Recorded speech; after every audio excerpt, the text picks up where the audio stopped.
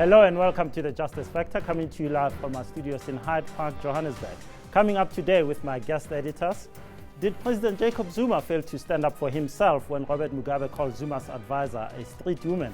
Who should pay the legal bills for mine workers at the Americana Commission?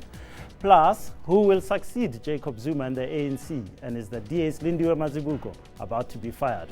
After that, we ask Democratic Alliance leader Helen Zille why she has chosen to accept convicted criminal King Buyelekaya Dalindyebo of the Abatembu into her party. In the final segment of the show, we will, as usual, give you our winner and loser of the week. But first, I'm joined by Moshoeshoe, Monare, editor of the Sunday Independent, and Ranjeni Munusamy, associate editor of the Daily Maverick, to discuss the week's top stories. Ranjeni, let me start with you. I mean, here is Lindiwe Zulu. She's been a very faithful member of the ANC, President Zuma's envoy, and then she gets slapped down this week. Did President Zuma get a call from Robert Mugabe saying, move out? Well, let's look at what Lindiwe Zulu said. She's a seasoned diplomat, and all she said is things don't look good there. Had Lindiwe Zulu said, Lindiwe Zulu, I beg your pardon, said, everything's fine, we must commend the president of Zimbabwe for conducting a good campaign and everything is going properly, there would have been no problem. The problem is not that she spoke, the problem is what she said. But isn't this what a lot of, the European Union, a lot of observers, a lot of people have expressed concern about some of the issues around this election, Moshoeshoe? Yeah, but remember, you have to be careful because Zuma is a facilitator. You don't want to really be seen as criticizing the same guy that you are trying to, especially because Mugabe is a difficult man. It's a really difficult man. If you remember very well, Thabo Mbeki, Jacob Zuma. You have to say, if I'm really going to make him angry, I'll have to deal with the burden of the Zimbabweans coming here, like what happened before. But at the same time, I don't think Lindiwe Zulu is expressing something that Zuma doesn't agree. He might not agree publicly, but I think privately he does agree with. I also think there was a phone call, but I think that the fact that the presidency is now denying it is because they don't want to be seen to be prescribing to another sovereign president. Well, he didn't just make a phone call. On Saturday, he said at a big rally that woman and called her an idiot and all sorts of things. But this is the thing, Justice, is that it's one thing to say to your own diplomat, okay, it's fine, you stop speaking, let me speak.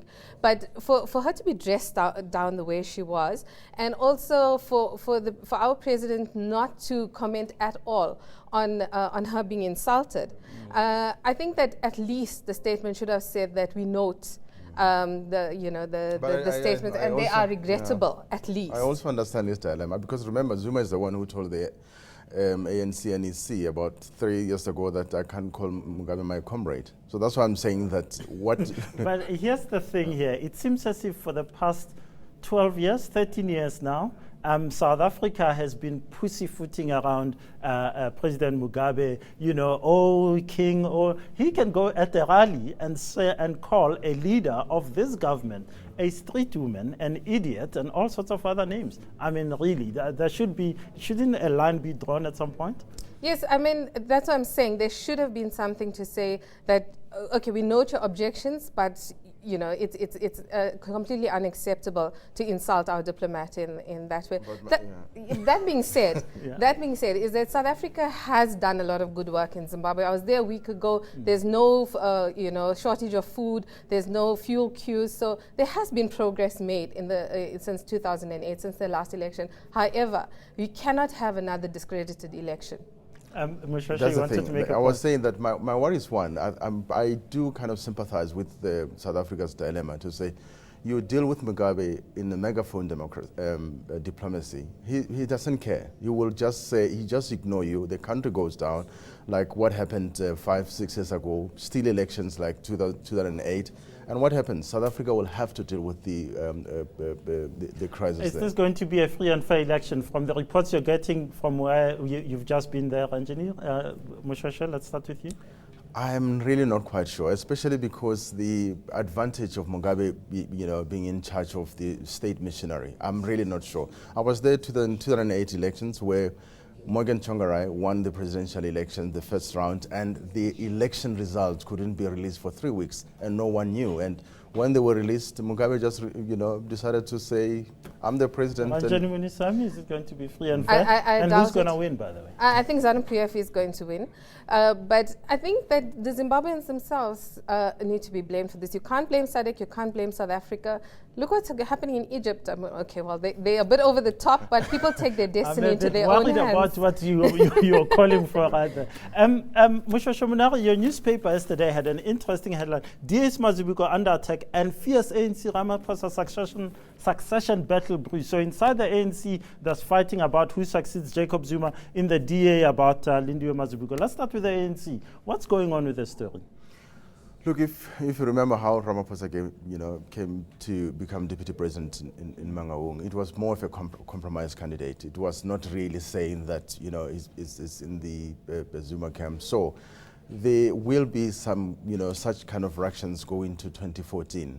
Sure, Zuma, for his own credibility, would need someone. Okay, let's cut to the chase. Okay. Is he going to become the deputy president of South Africa? He has no guarantee. He made a deal without a safety net. So, if President Zuma decides otherwise and to appoint somebody else, he can't do anything about it. I liked President Zuma in the run-up to the 2007 election, ANC election in Polokwane. He used to say, we have a tradition in the ANC, the deputy president ascends, the way Thabo Mbeki ascended to the presidency after Nelson Mandela. Is this going to happen in the ANC in 2017?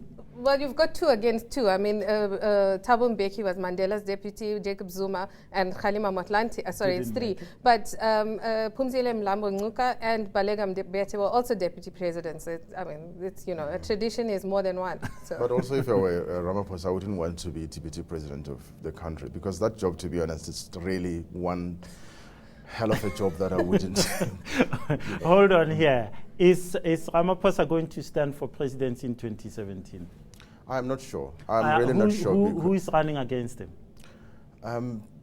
Look, if you look at the lobbying and the stories that came out shortly after Mangaung, there were lobbies that someone like Nkosazana Zuma is there is a strong lobbying. That so nice to get a name out of you guys. So Nkosazana Zuma, Zweli Mkhize. Yeah. Okay. I think that there would be some concern in the Zuma camp about Cyril Ramaphosa becoming president, and with them not knowing what exactly he has in store, for them. With him being the candidate for deputy president, it's fine because Jacob Zuma is still president. However, on his own bat, I think Cyril Ramaphosa will be his own man. Very briefly, Moshoeshoe, Monare, you get the last word. Lindiwe Mazibuko, is she out of the DA leadership, parliamentary leadership in next year? Look, there were unhappiness to start with when she became DA parliamentary leader. The caucus was not unanimous around her, and I won't be surprised if she doesn't come back as the parliamentary leader. Interesting times. Ranjeni Munusamy, Moshoeshoe, Monare, thanks so much for your time. It's been lovely. It's a pleasure. After the break, we ask Helen Zille why she thinks Angie Motshekga is doing a fabulous job.